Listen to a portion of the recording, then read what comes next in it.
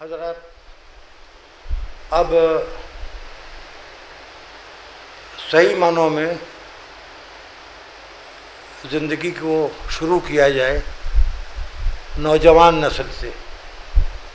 تو اس میں جناب مولانا قمر علی رضوی صاحب سے گزارش کرتا ہوں کہ وہ اختصار تقریر کے فن خطابت کو اپنے الفاظ میں ظاہر فرمائیں۔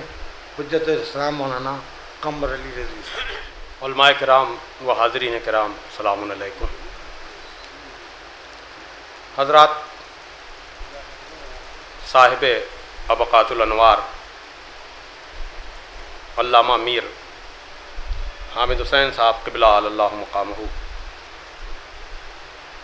کہ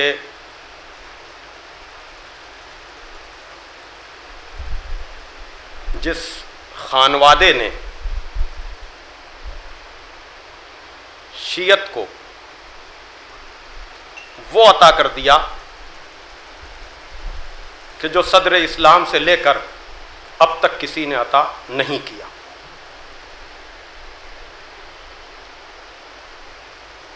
اس کے لیے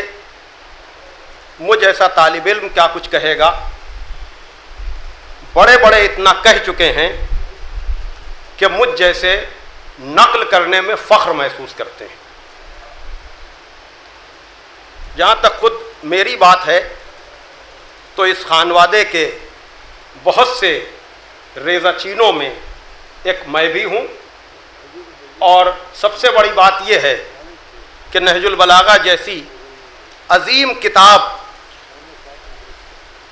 سے وابستہ کرنے میں استاد محترم حجت الاسلام علی جناب مولانا علی ناصر سعید ابقاتی صاحب قبلہ کا مجھ پہ خصوصی احسان ہے۔ ویسے تو میں نے جامعہ ناظمیہ سے ممتاز الافاضل کیا، وہاں کے سارے اساتذہ بالخصوص سرکار امیر العلماء علی جناب مولانا حمید الحسن صاحب قبلہ ہمارے استاد ہیں، لیکن خطابت کی دنیا میں جو راستہ دکھایا ہے، یقیناً اس کا احسان میں کبھی بھی فراموش نہیں کر سکتا ہوں۔ جہاں تک ابقات الانوار کی بات ہے، میں نے جو بات کہی ہے ممکن ہے کوئی اس کو غلو سمجھ رہا ہو، لیکن اب میں ثبوت میں جو کہنے جا رہا ہوں اس کے لیے کسی سہارے کی ضرورت نہیں ہے، خود آپ سنتے چلے جائیں کہ ابقات الانوار تحفہ اثنا عشری کے 7ویں باب امامت کا جواب ہے۔ مفتی محمد قلی صاحب قبلہ اللہ مقامہ کے دوسرے صاحبزادے علامہ میر حامد حسین صاحب موسوی نے اس کا منصوبہ بنایا، پھر اپنے بڑے بھائی سید اعجاز حسین صاحب کے ساتھ حج و زیارت کے لیے روانہ ہوئے، اور حجاز، قاہرہ، شام، عراق، ایران سے ہزاروں کتابیں خریدیں یا اپنے ہاتھوں سے نقل کی۔ آج یہ ناصریہ لائبریری انہی بزرگوں کی محنتوں کا ثمرہ ہے۔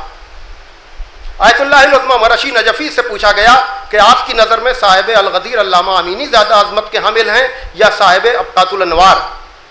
علامہ میر حامد حسین صاحب موسوی؟ تو آپ نے فرمایا علامہ امینی کے سامنے ابقات الانوار بطور نمونہ موجود تھی، لیکن صاحب ابقات کے سامنے کوئی نمونہ موجود نہیں تھا۔ صاحب الذریعہ شیخ بزرگ تہرانی تحریر کرتے ہیں، اس موضوع یعنی امامت کے موضوع پر صدر اسلام سے لے کر آج تک جو کتابیں لکھی گئی ہیں ان میں کی حامل یہی کتاب ابقات الانوار ہے۔ یہ کتاب کلامی، رجالی، تاریخی کتابوں میں سے ایک ہے۔ اس میں ایسے مطالب پیش کیے گئے ہیں جو اس سے پہلے کسی کتاب میں پیش نہیں کیے گئے۔ شیخ عباس قمی کا بیان ہے کہ صدر اسلام سے لے کر آج تک ابقات الانوار جیسی کتاب نہیں لکھی گئی۔ ایسی کتاب کی تصنیف توفیق و تائید الہی اور توجہ و عنایت حضرت حجت اجل اللہ تعالی فرجہ الشریف کے بغیر ممکن نہیں ہے۔ علامہ امینی نے اس کو معجزہ کہا، جو صاحب الغدیر ہیں، اور اس کے علاوہ آیت اللہ العظمہ خمینی آل اللہ مقامہ نے یہ تحریر کیا کہ آج تک اس طرح کی کوئی بھی کتاب تحریر نہیں کی گئی، اور انہوں نے اس کتاب کی نشر و اشاعت کو شرعی طور پر واجب جانا۔ تو اتنے حوالوں کے بعد، اس لیے کہ امامت کے حوالے سے یقیناً جاننے والے جانتے ہیں کہ ویسے تو ادھر ادھر کی کتابیں ضرور تھیں، لیکن تحفہ اثنا عشری نے جو کام کیا تھا، اور یقیناً ہر دور میں اس دور سے لے کر اس وقت تک کے حفیظ نعمانی اور اس خاندان کے لوگ ہمیشہ یہ کام کرتے رہتے ہیں کہ وہ اعتراض کرتے ہیں، لیکن اعتراض کرنے کے بعد ہم ان کو بتاتے ہیں کہ یہ ہم ہی نے نہیں لکھا، آپ کے باپ نے کیا لکھا، آپ کے دادا نے کیا لکھا، آپ کے پردادا نے کیا لکھا. اس لیے کہ ہم خود سے کہیں تو ممکن ہے لوگوں کو برا لگ جائے، لیکن اگر کوئی اعتراض کرے ہم جواب دیں تو اس پر کسی کو برا ماننے کی ضرورت نہیں ہے. اور یقیناً اس کی بنیاد علامہ میر حامد حسین صاحب تابسرا آل اللہ مقامہ نے رکھی تھی، اور جو بھی اس راستے پر چلے گا وہی کلامی ہوگا، وہی رجالی ہوگا، وہی امامی ہوگا. اگر اس راستے سے کوئی بھی ہٹے گا تو اس کو اپنی شیعت کی سند کے لیے یا شجرے کی طہارت کے لیے کہیں اور سے سند لینا پڑے گی، شاید اس کی سند اور کہیں نہ مل سکے.